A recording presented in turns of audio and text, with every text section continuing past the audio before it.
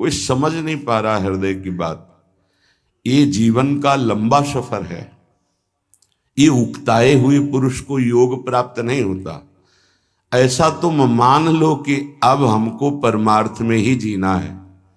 दुख आवे सुख आवे, लाभ दिखाई दे हानि दिखाई दे। जैसे एक पतिव्रता अपने पति का वर्ण कर लेती तो स्वभाव का कैसा भी हो फिर निर्वाह करती है।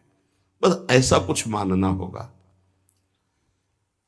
हमें कोई आनंद नहीं मिल रहा, हमारे कोई विकार नष्ट नहीं हो रहे, हमें कोई लाभ नहीं दिखाई दे रहा, पर हम छोड़ नहीं सकते आपको। हम नरक जाएंगे ऐसे लक्षण है हमारे, पर हम आपको नहीं छोड़ पाएंगे। जीत गया। हमारी बात समझ लेना, अगर समझ पाओ तो। अगर ये बात हृदय में बैठ गई ना कि महारानी जी के सिवा हमारा निस्तार, हमारा कल्याण, हमारा परम हित अब और कहीं नहीं होना, क्योंकि हम किसी काबिल नहीं। अब हम महारानी जी को नहीं छोड़ सकते। बस इतनी बात हमें चाहिए। हम आपसे जितेंद्रीय हैं, मनोनिग्रही हैं, बने रहिए। हमारे यहां केवल अपनेपन की मांग है आपकी, और सब कुछ आप हो सकते हैं लेकिन अपनापन नहीं दे सकते। मात तात सुत दार देह में मति अरुझय मति मंदा, और हित किशोर को होए चकोर तू लख वृंदावन, सीधे लख वृंदावन चंदा। एकमात्र प्रियाजू का आश्रय, आदेश विधान सब कुछ स्वीकार। गृह त्याग करा रहे हैं आचार्य चरण।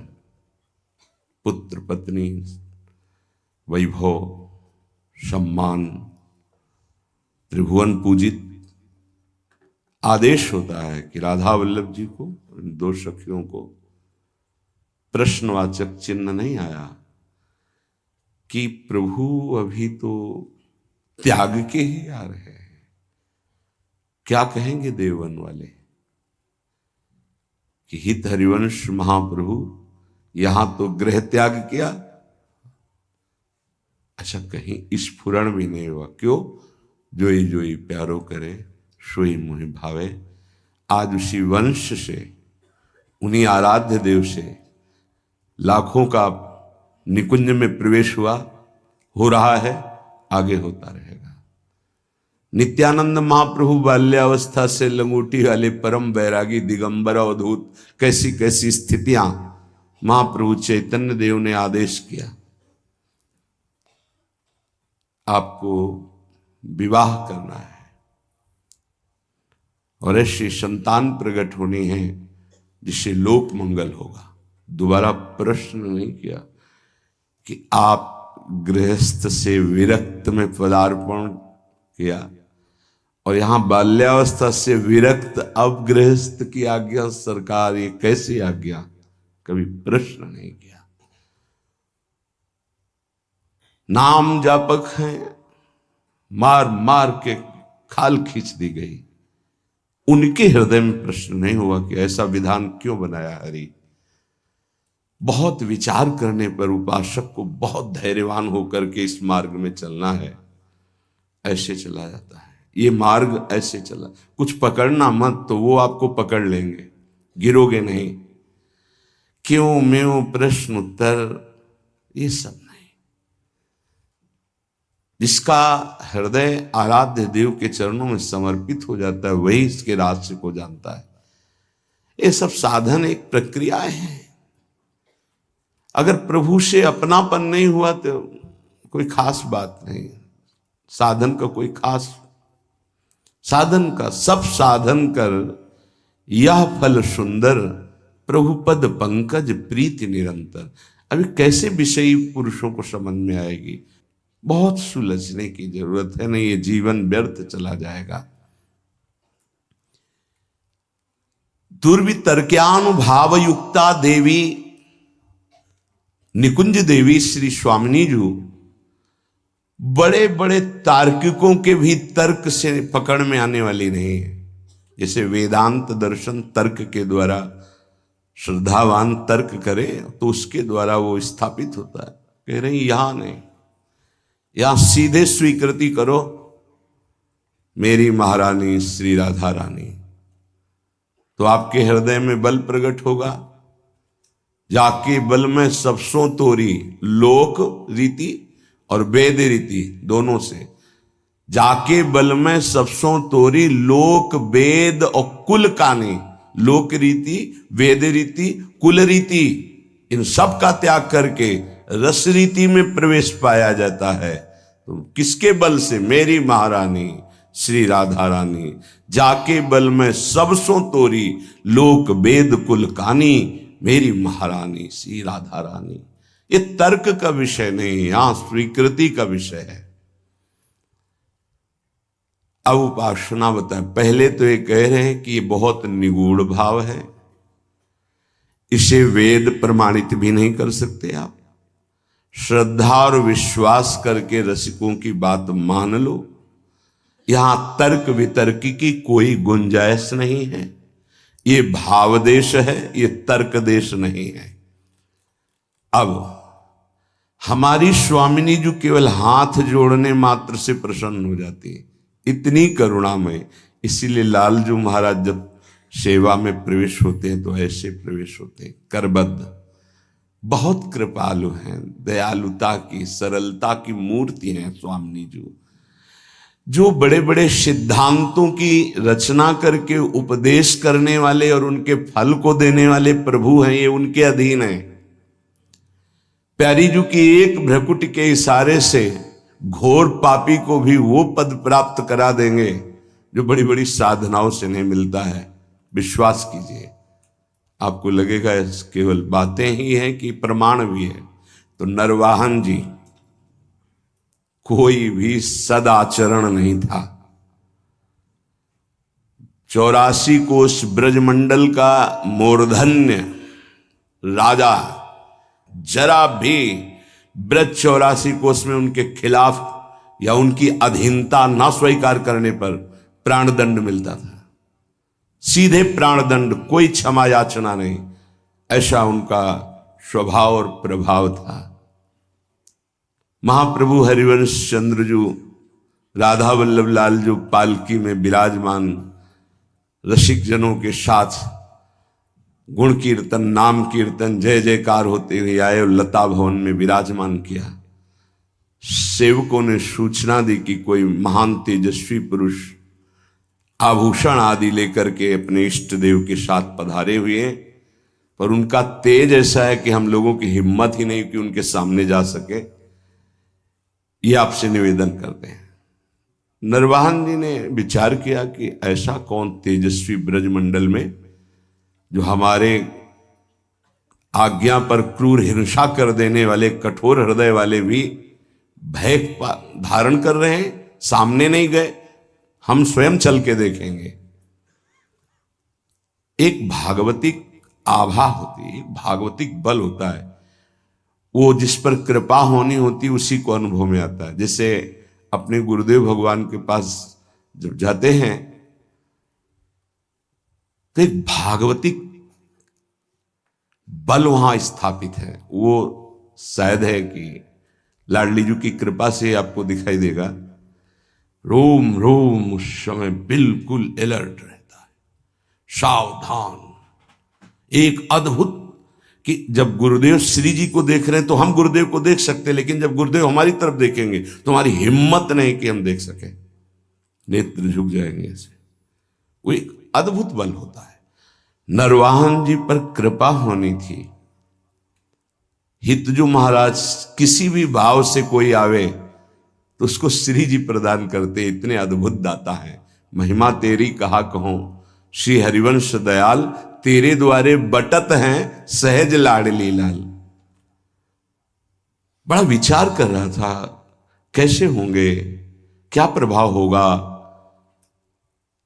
जब दर्शन करने के लिए आए तो हिम्मत नहीं पड़ी सामने जाने की। लता भवन की ओट से देखा, जैसे प्रियाजू के नेत्र ऐसे हितजू महाराज के नेत्र, अतुलित रस बरसत सदा, सुख निधान बनवासी, अद्भुत महिमा महि प्रगट सुंदरता की राशि। सुंदरता की रास कनक द्युति देह रुचि। जैसे स्वामिनी जी के श्रीअंग की कांति सात कुंभ तन गोरी, ऐसे हित सजनी स्वरूपा महाप्रभु हरिवंश चंद्र जी की अजान बाहो कमल नयन, सुंदर नासिका सुंदर थोड़ी, युगल चरणारविंद, पान किया और बस उन्मत्तता छा गई। अभी राधा वल्लभ जी को देखा ही नहीं था, केवल महाप्रभु को देखा था। बस हृदय में बैठा लिया। वहां रसिक जन कीर्तन कर रहे थे, राधा वल्लभ श्री हरिवंश श्री वृंदावन श्री वंचन, बैठा लिया राधा वल्लभ श्री हरिवंश, राधा वल्लभ श्री हरिवंश।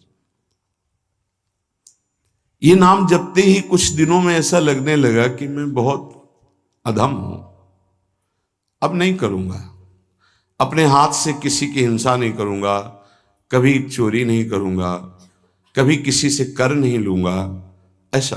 और एक तरह से परम वैरागी होकर रह रहे हैं, पर कार्यक्रम उनका वही चल रहा है। उनके अनुगामी जनों ने जैनी व्यापारी की बड़ी नौका को रोका और कहा यहां से निकलने वाले को कर देना पड़ता है। उसके साथ कई 100 सैनिक बलवान थे, तो सैनिकों के बल के कारण उसने कर देना अस्वीकार कर दिया।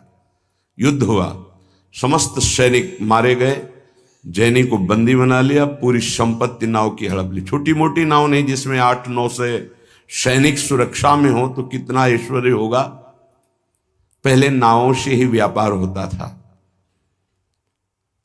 नौका पूरी जब्त कर ली गई, उसको बंदी बना लिया गया और उसमें जो मुखिया थे, क्योंकि नरवाहन जी तो राधा वल्लभ श्री हरिवंश आठों पैर जप में लग गए थे, कैसी असीम कृपा हुई थी। पहले दर्शन में ही लुट गए थे, अब वो कैसे लूटेंगे। उनके अनुयायियों ने उस जैनी से कहा कि अगर आप जितनी संपत्ति है इतनी दोबारा नहीं मंगाते हैं तो आपको फांसी की सजा दी जाएगी। उतनी संपत्ति उसके पास थी नहीं। धीरे धीरे फांसी का समय निश्चित हो गया कि कल फांसी दी जाएगी, तो रात में 9-10 बजे शयन भोग लेकर के एक दासी गई और उससे कहा कि तुम सावधान, कल तुम्हारी मृत्यु का दिन है। रो पड़ा, मेरा क्या अपराध। बोला यहां अपराध नहीं गिने जाते, यहां कोई निर्णय नहीं होता, मारे जाओगे कल तुम। उसका कोई उपाय बचने का? बोले एक उपाय है, रात्रि के 12 बजे राधा वल्लभ श्री हरिवंश, राधा वल्लभ श्री हरिवंश जोर से उच्चारण करना, मुझे पूरा विश्वास है ये नाम तुम्हें बचा लेगा। अरे तो मरने वाले को जैसे संजीवनी बूटी मिल जाए। थोड़ी ही देर के बाद उच्च स्वर से शुरू किया, राधा वल्लभ श्री हरिवंश, राधा वल्लभ श्री हरिवंश। वो आवाज नरवाहन जी जहां एकांत में जप कर रहे थे वहां पहुंच। अरे ये तो अपराध बन गया, मेरे गुरु जी का कोई शिष्य बंदी बना लिया गया। तत्काल गए, खुलवाई जेल, अंदर गए, हाथ जोड़ा, प्रणाम किया और कहा मुझे क्षमा करना, मुझे पता नहीं था आप हमारे गुरु भाई हैं। अपने सैनिकों को बुलाया और कहा तत्काल पूरी संपत्ति दी जाए और अधिक संपत्ति इनको दी जाए। उनसे हाथ जोड़ के कहा कभी गुरु जी के सामने ये चर्चा मत चलाना कि आपको इस तरह से प्रताड़ित किया गया। आज से बिल्कुल आदेश लागू हो जाएगा, कुछ किसी के साथ ऐसा नहीं होगा, नहीं तो बहुत बड़ी गलती हो जाती। जहां उसको फांसी की सजा मिलनी थी वहां नवीन वस्त्र धारण कराकर सारी संपत्ति सब। उसके मन में आया एक बार तो उनसे मिलूं, जिनके नाम के बल से मुझे सम्मान मिला जहां मृत्यु मिलने वाली थी, और व्यापार में जो लाभ मिलता उससे अधिक धन मिल गया। उनका मूल तो मिला ही, और भी संपत्ति नरवाहन जी ने दी इस बात की कि मेरा गुरु भाई है। लता भवन में आए, पता लगा के महाप्रभु के दर्शन की और सारी संपत्ति भेंट की। महाप्रभु ने कहा नहीं, आप इसका प्रयोग स्वयं कीजिए और कहीं लगा दीजिए, हमारे राधा वल्लभ लाल लता भवन में विराजमान, हमें इतनी संपत्ति की जरूरत नहीं, पर आप देना क्यों चाहते हैं? तो उनका आपके नाम के कारण मेरा जीवन बच गया। पूरी घटना बताई। तो मैं तो नहीं जानता नरवाहन कौन है। महाप्रभु को इतनी करुणा उदय हुई कि केवल राधा वल्लभ श्री हरिवंश नाम सुनकर ऐसा बुलवाओ, कहाँ है? अब नरवाहन जी को बुलाया गया तो कांपते हुए आए कि पता नहीं। अब उनके हृदय में तो था मेरे गुरुदेव हरिवंश चंद्र, मेरे इष्ट राधा वल्लभ, पता नहीं गुरुदेव क्या दंड विधान करेंगे, क्योंकि गलती हो गई। जे भी सामने गए, महाप्रभु को देखकर रो पड़े। ऐसा सौंदर्य, ऐसी करुणा महाप्रभु के स्वरूप से चरणों में गिरे। महाप्रभु ने कहा, नरवाहन आज तुमने खरीद लिया मुझे। अब उनको आत्मबल प्राप्त हुआ। उनका तुमने कभी हमसे दीक्षा नहीं ली, कभी ऐसा संग नहीं किया, केवल सुनने मात्र से। तो देखो, मैं तुम्हें अपने नित्य विहार का सर्वस्व प्रदान करता हूं, विलास रस और रास रस। 11वां पद विलास रस का है। मंजुल कल कुंज देश राधा हरि विशद वेश, राका नव कुमुद बंधु शरद जामिनी, श्यामल दुति कनक अंग बिहरत मिल एक संग। ये विलास का पद है। और 12वां पद, चल ही राधिके सुजान तेरे हित सुख निधान, रास रच्यु श्याम तट कलिंद नंदिनी। इसके आखिरी में, नरवाहन प्रभु निहार लोचन भरी घोष नारी, नख सिख सौंदर्य काम दुख निकंदिनी। देख हमारे प्रिया प्रीतम कैसे है, जो अनंत जन्मों की साधनाओं से भी नहीं बनता, क्षण में महाप्रभु ने वो बात। हम ऐसे आचार्य की शरण में हैं जो करुणा समुद्र लाडली का साक्षात स्वरूप है। हमारी श्री जी और हमारी हित सजनी जो एक ही हैं। आप देखो, सिद्धांत विचार में ध्रुवदास जी कहते हैं, तहां श्रीजू के श्री मुख की बानी, श्रीजू के श्री मुख की बानी, हितजू को संबोधन करते तहां श्री जी के श्री मुख की बानी। ये गूढ़ विषय है। आचार्य कृपा करें, रसिक जन कृपा करें तो घोर पापाचारी को भी नित्य विहार रस प्रदान कर दें। हमारी स्वामिनी जो बड़ी कृपालु है, हाथ जोड़कर नमस्कार करने मात्र से ही प्रसन्न हो जाने वाली प्रिया जो है। क्या करो? बोले निकुंज देवी की सेवा विराजमान करो। निकुंज देवी प्रियाजू की सेवा। प्रियाजू ये नाम सेवा, राधा नाम सेवा, राधा वल्लभ रूप सेवा, ये प्रियाजू ही है। राधा ही जहां की वल्लभ है, यह है प्रेम उपासना। यहां की वल्लभ कौन है, प्रीतम कौन है? मेरे प्राणनाथ श्री श्यामा, शपथ करो तृण छिए, रहो को काहू मन हुए। हमारी प्रियाजू को श्याम वर्ण बहुत पसंद है, प्रीतम के श्रीअंग कांति के कारण। तो श्रीपाद कह रहे हैं, यदि श्याम वर्ण का पुष्प और श्याम वर्ण की गंध का आलेप कस्तूरी प्रियजू को बहुत प्रिय है। श्याम वर्ण, श्यामा मयूरवैर परिचरो परिकम्य भूयो नमत्वम, कृत्वांजल्यानति सुविनयम दिव्य गंध प्रसूनई। सुंदर पुष्प श्याम वर्ण का हो, श्याम कमल या और भी श्यामता लिए हुए, बहुत प्रिय है प्रियाजू को। कस्तूरी आदि का लेपन और सुगंधित द्रव्य आदि अर्पित करके, हाथ जोड़ करके, हृदय से अपनापन करके, परिकम में 4 परिक्रमा करके, भूयो नमत्वम, भूमि में मस्तक रख करके नमस्कार कर दो तो स्वामिनी जो अपना सर्वस्व प्रेम प्रदान कर देती है। बहुत करुणा में, ऐसा कुछ नहीं लिखा जो सब कोई न कर सके। गृह में अपने स्वामिनी जी की सेवा विराजमान करो। राधा नाम, राधा वल्लभ रूप, गुरुदेव, आचार्य, ये सब स्वामिनी जी ही हैं। आचार्य भी स्वामिनी जी हैं, गुरुदेव भी स्वामिनी जी हैं। जैसे हित जो महाराज को सेवक जी कह रहे, मम स्वामिनी धनी, मेरी स्वामिनी, ऐसे ही आचार्य ही गुरुदेव हैं, तो गुरुदेव मम स्वामिनी, गुरुदेव मम स्वामिनी, आचार्य मम स्वामिनी, इष्ट मम स्वामिनी, कोई अंतर नहीं है। सेवा विराजमान करके हमारी लाडली जी को सबसे ज्यादा जो पसंद है वो अपनापन पसंद है। ये अंदर की बात है।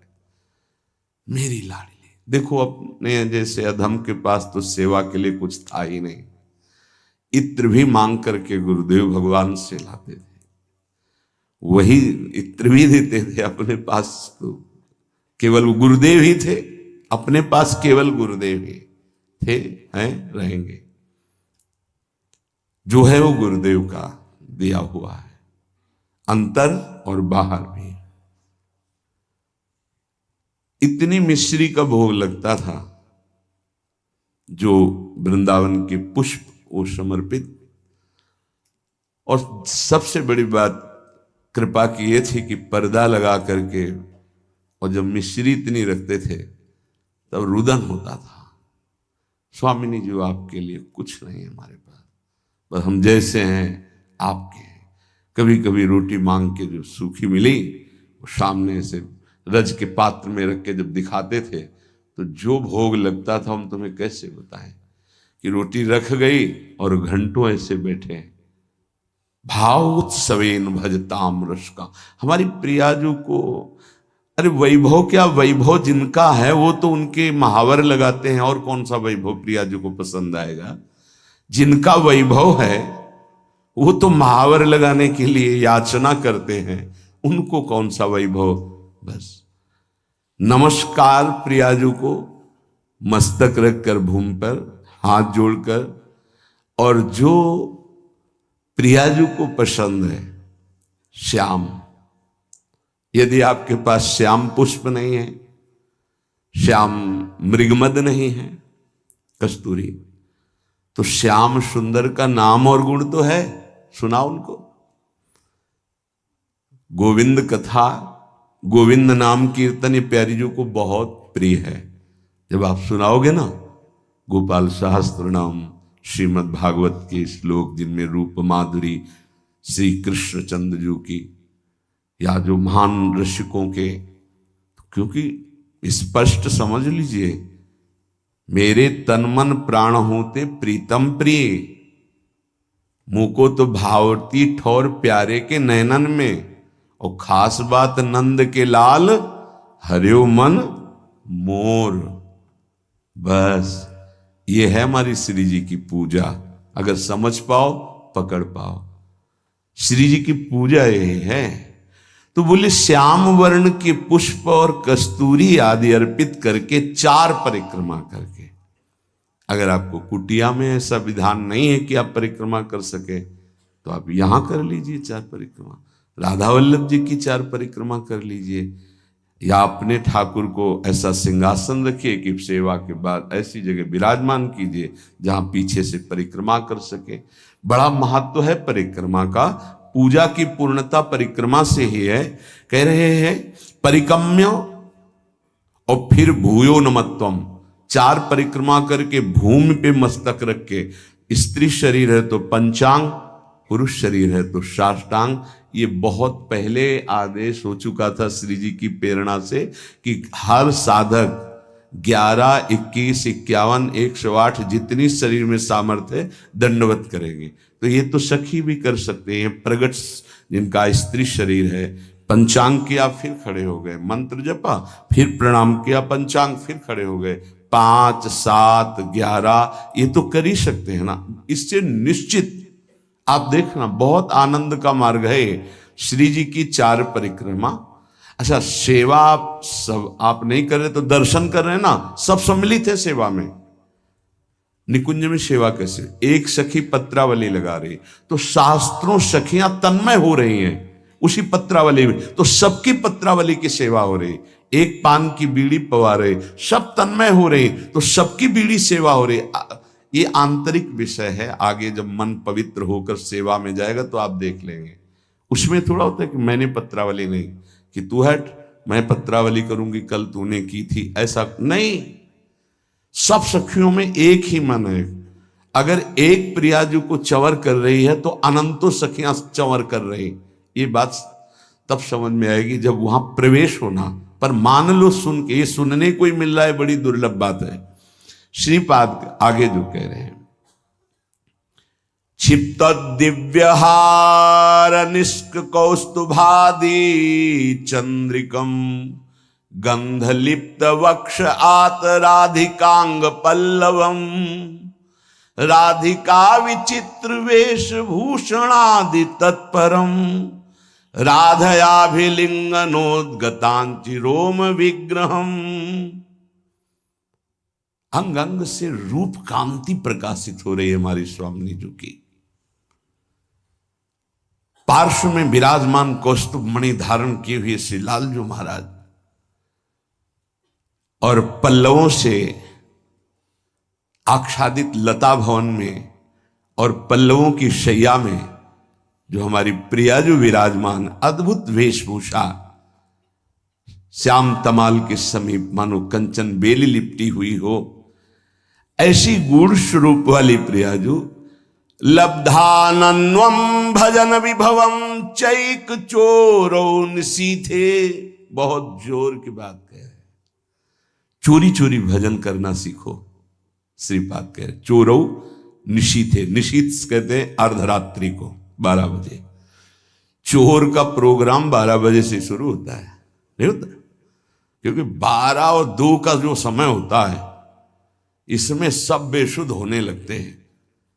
4 तक तो जिसको नींद ना आती हो तो 2 से 4 के बीच में आ ही जाएगी, और यही होता है भजनानंदी का भजन का समय। 12 साढ़े 12 इसमें दिनचर्या प्रारंभ हो जाती है। 8 और 9 के बीच में शयन। भैया कमाने आए हैं, यहां ओवर टाइम भी करना है, सब सो रहे हैं, और उस समय जब हो रहा है लब्ध्वानन्वम भजन विभवम। अपने गुरुदेव भगवान की दिनचर्या काफी समय तक जब वहीं रहे तब देख पाए। सेवा तो बहुत वर्षों में उनकी कृपा से सौभाग्य मिला, पर नजदीक रह करके लगभग वो 2-2:30 बजे शयन करते थे और 4:30 बजे दिनचर्या प्रारंभ हो जाती थी। अभ्यास तो 2 बजे का पूर्व का था ही, जगने का अपने का ही। तो जैसे 12:30-1 बजे उठे तो देखा शांत बैठे हुए, तो अरे गुरुदेव इस समय बैठे हुए, बस जहां और 2:30-3 बजे लेट गए। 4:30 बजे सोच स्नान हो सकता। क्या जीवन को कैसे प्रियाजू के चरणों में समर्पित किया जाता है, गुरुजनों से समझ में आता है। कभी कोई बाल भोग, कभी नहीं, कभी कोई ब्याहुला, कोई उत्सव, 20 वर्ष नहीं, ये सब यहां हो रहा है, वहां नहीं। दर्शन कोई गुरु जी की, श्री जी की नहीं, संभाषण नहीं, आंख उठा के देखना नहीं, ये पास रहकर। ये अब जो है ना, तो बरसंत में वो सहजाद्भुत सौख्य धारम, सहज में सुख वर्षा कर रहे हैं, देख रहे हैं, संभाषण कर रहे हैं, आरती कर रहे हैं, सब दर्शन कर सकते हैं, प्रवेश नहीं। लब्ध्वानन्वम भजन विभवम चैक चोरौ निशीथे, आदेश कर रहे हैं हमारी श्री जी का भजन चोर चोर करो, चोर चोर, चोरी चोरी, कोई जान न पावे कि आपकी कितनी ऊंची अवस्था है। हे भजन का स्वरूप समझो, अंदर ही अंदर आपके आग जल जाए भजन करने की। जितना नींद को कम कर पाओ धीरे धीरे, ऐसा वो कम करना नहीं माना जाएगा कि सत्संग में सो गए, माला चलाते समय सो गए, फिर ये ठीक नहीं, ये विक्षेप नहीं होना चाहिए। जिस समय से जगे तो बस जगे, फिर झपक नहीं आनी चाहिए, तब माना जाएगा कि आपका अभ्यास ठीक है। अब उधर तो आपने तोड़ दिया नींद अपनी, और इधर पूरी कर रहे हो, तो फायदा क्या हुआ तोड़ने का? सत्संग में नींद पूरी कर रहे हो, कीर्तन में नींद पूरी कर रहे हो, और आप तो ये उपासना में ऐसा ठीक नहीं है। उतना आप सोइए जिससे जगने के बाद फिर आपके झटके न लगने पावे, नहीं ठीक राइट टाइम पे, बिना किसी अलार्म के पूरे जीवन में उठने का स्वभाव बनाओ तो वैसे ही उठ जाओगे। वो घड़ी दिमाग में चलती है अपने आप, 5 मिनट नहीं कहते, आगे पीछे नहीं। तो यदि आप इसी जन्म में उस महाप्रेम रस स्वामिनी को प्राप्त करना चाहते तो आधी रात को उठो निशी थे और चैक चोरऊ, चोर की तरह चुपचाप चुरा के भजन करो, जान न पावे कोई कि भजन का ऐसा तुम्हारा चल रहा है। तब आनंद आपके अंदर प्रकट होगा। विभवम भजन विभवम, भजन का वैभव प्रकट होगा।